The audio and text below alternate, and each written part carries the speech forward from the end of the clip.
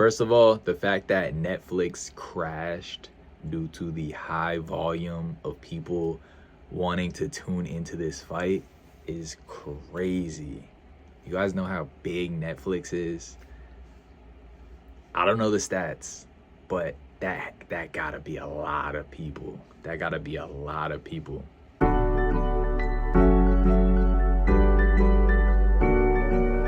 What's going on, guys? Welcome back to the channel.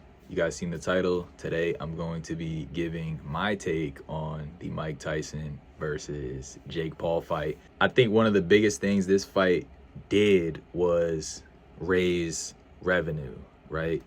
It created money out of nothing. You know what I mean? Two guys took two dudes who were able to promote a fight and get people to buy tickets and get invested, either one way or the other. I feel like Jake Paul has a poor reputation. Me personally, I don't love him or hate him. But I feel like Jake has a poor reputation, so people are gonna tune in just to see him lose, right? Or to hear his shenanigans. And I'm sure he has a lot of fans too. He's a content creator, super uber popular, uber successful YouTuber. All right. Mike Tyson is Mike Tyson, of course, one of the greatest boxers to ever box. But he's 58 years old. And so it's like, I saw two things happening in two type of judgments being made this fight. The first one was that Mike Tyson used to be the greatest fighter in the world, so age couldn't possibly take anything away from, you know, his skills. He was the greatest. He can't get old. He can't get old, slow, and, you know, a worse boxer. And then Jake, on the other hand, I feel like people were like, he has this bad reputation. He's so cringy. He's so like, he's just a soft guy. Like, he can't possibly pick up boxing and start training in a gym for, you know, months and months, and he can't attain a high level of boxing. He's too cringy. Like, he's a content creator. He's a YouTuber. Like, when people see me and I'm playing handball at a high level, right? But it's like, he's a YouTuber. Like, he has the camera and he's doing the tripod thing. Whoa, that looked crazy. That's like the tripod when you click you gotta like twist it in. Like, if y'all seen a tripod, that's how opening a tripod is. You know what I'm saying? So it's like, those two things can exist, right? You can be a YouTuber, you can be a content creator, you could be cringy, you could have a punchable face. So people say Jake Paul got a punchable face. You know, you could be annoying and you can still go to the gym, train, learn how to throw hands. You could be able to beat people up. You know what I mean? Same way you could have achieved the highest level in any certain field, and then you can stop doing that thing. You can have an identity shift. Mike Tyson, if you follow Mike Tyson, me personally, I'm a big interview guy. So I like to watch interviews of all my favorite people. Mike Tyson, you know, was one of those people at a point, and I was just, you know, binge watching Mike Tyson interviews. And he said in interviews, like, I don't identify as the guy that I used to be. I don't identify as that mean, aggressive, anxious guy that I used to be when I was a fighter. You know what I mean? I was doing a little too much. Even though I was the best in the world, I was winning all these fights. Like, I wasn't, you know, I'm not that guy anymore. Now, I haven't seen any press about this event, but I'm sure in these past few months, he's been saying he is a boxer, and Jake this, Jake that, and I'm the best. Because that's just how people promote fights. And if you've seen any of the big fights, most recently, the one that comes to mind, the one that I followed was Gervonta versus Ryan Garcia. They did the same thing. You suck. No, you suck. No, I'm the best. No, I'm the best. No, I got faster hands. No, I got faster hands. And then after the fight, it's just like, I love you, bro. Like, literally, that Gervonta Davis, Ryan Garcia, right after the fight, they were just like, oh, man, like, yo, good stuff, bro. Because it's like, deep down, none of these guys hate each other. And I think people don't understand that it's not personal for some of these fights. It's not really personal. It's just content. It's just TV. You know how you turn on the TV and you watch a TV show? That's what these events are. They're just it's just TV. Nobody hates you. Not saying nobody, but some of these guys, especially this one, Jake mentioned before how, he has a lot of respect for Tyson. Now, maybe in the last couple months, they've been promoting the fight. You can't be soft about it, I feel like.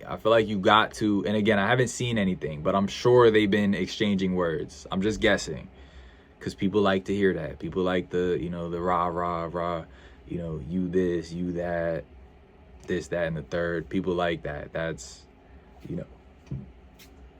just what attracts people for whatever reason. People like, toxicity and things like that. Certain people.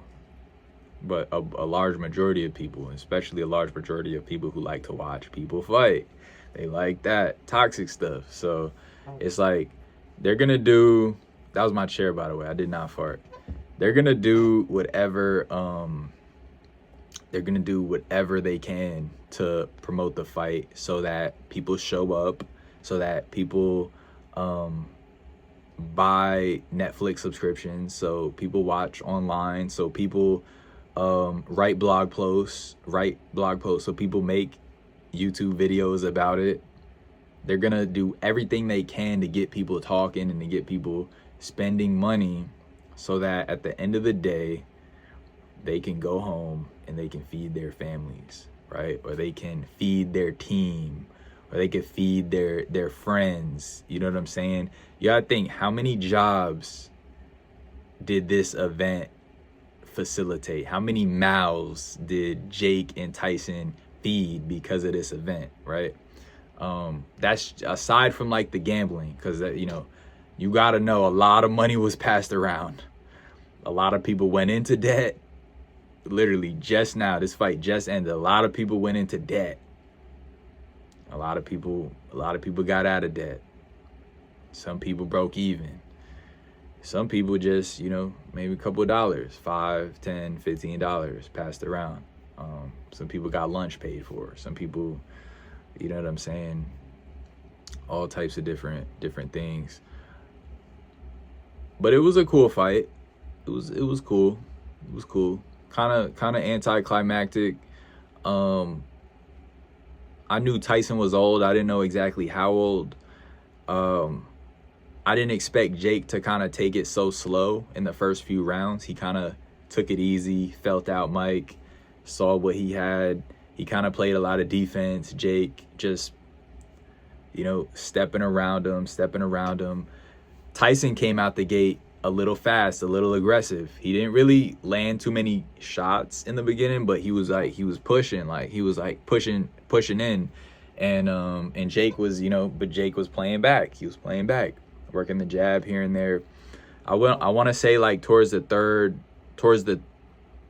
end of the second round, you really saw the fatigue on Mike. Like, he was winded, and you could tell.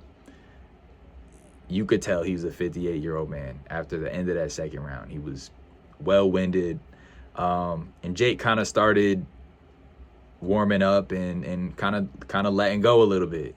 Jake kind of letting go. Tyson landed some counters. I got the overall stats here. Jake landed a total of 78 punches. 278 were thrown. So he landed 78 out of 278.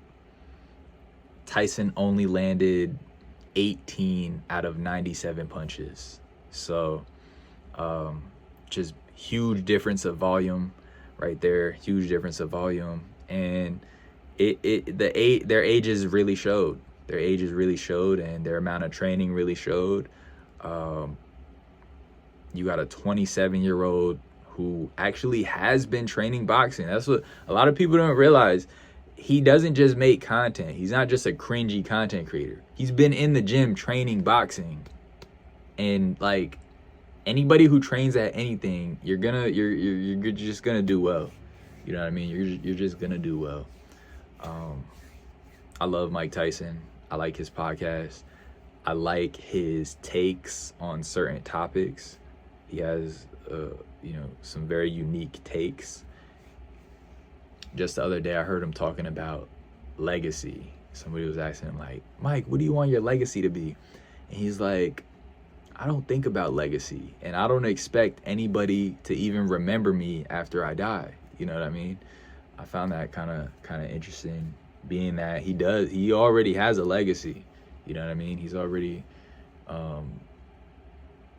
loved by so many people and things of that nature.